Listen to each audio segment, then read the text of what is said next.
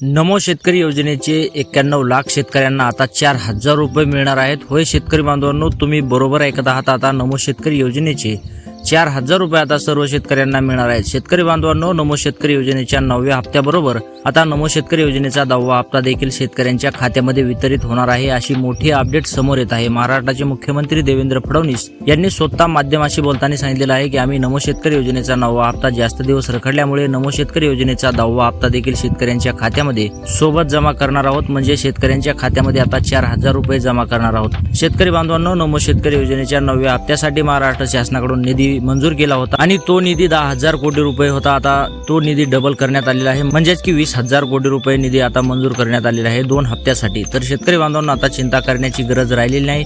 सर्व शेतकऱ्यांच्या खात्यामध्ये आता 4,000 रुपये एवढी रक्कम जमा व्हायला सुरुवात होणार आहे।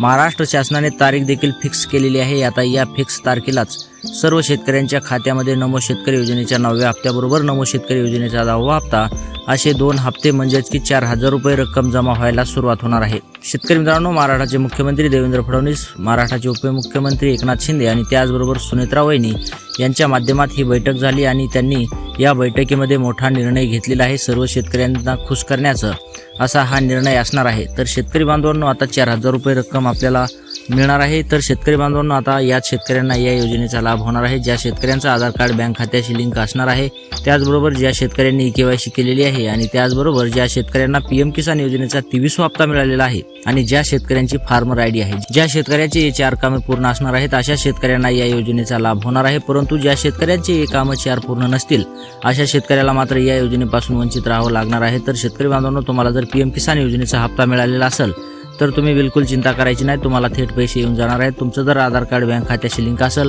तर चिंता करायची गरज नाही। परंतु ज्या शेतकऱ्यांचं आधार कार्ड बँक खात्याशी लिंक नाही, त्यांना PM किसान योजनेचा हप्ता मिळालेला नाही आणि त्यांची फार्मर ID देखील नाही आणि KYC देखील त्यांनी केलेली नाही, अशा शेतकऱ्यांना मात्र या योजनेचा लाभ होणार नाही, हे तुम्ही लक्षात घ्या। तर शेतकरी बांधवांनो, महाराष्ट्र शासनाने यावेळेस अगदी कडक अटी नियम लागू केले आहेत। या कडक अटी नियमाचं जो शेतकरी पुरेपूर पालन करेल अशा शेतकऱ्याला या योजनेचा लाभ होणार आहे।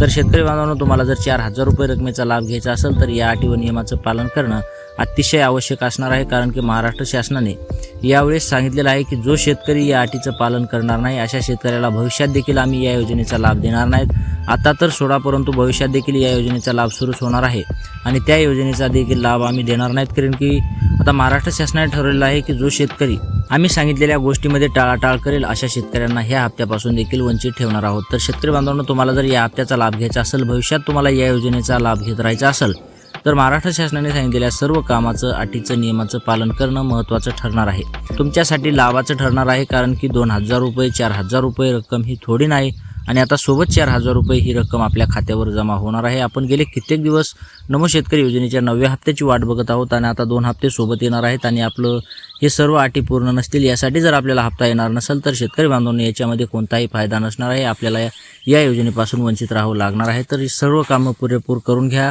जेणेकरून तुम्हाला देखील सर्व शेतकऱ्यांबरोबर लाभ होईल। तर शेतकरी मित्रांनो, व्हिडिओ आवडला असेल तर व्हिडिओला लाईक करा, चॅनलवर नवीन असाल तर चॅनलला देखील सबस्क्राईब करायला विसरू नका। तर भेटूयात पुढच्या व्हिडिओमध्ये, तोपर्यंत जय महाराष्ट्र।